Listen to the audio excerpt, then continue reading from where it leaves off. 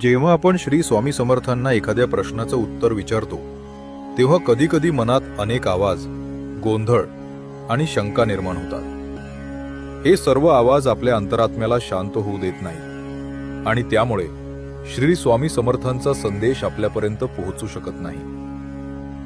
अशा वेळी ही प्रार्थना मन, विचार आणि भावना शांत करून केवळ स्वामींचा दिव्य संदेश ऐकण्यासाठी उपयोगी ठरते।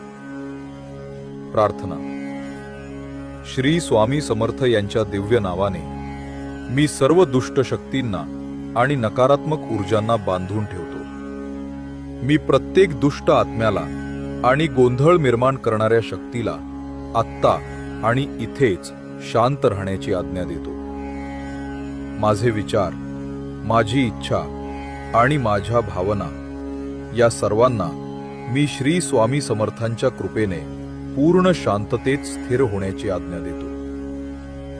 या क्षणी मी स्वतःला स्वामींच्या दिव्य प्रकाशात समर्पित करतो आणि त्यांच्या कृपेचा संदेश स्पष्टपणे ऐकण्यासाठी मन, देह आणि आत्मा उघडतो। श्री स्वामी समर्थ महाराज की जय।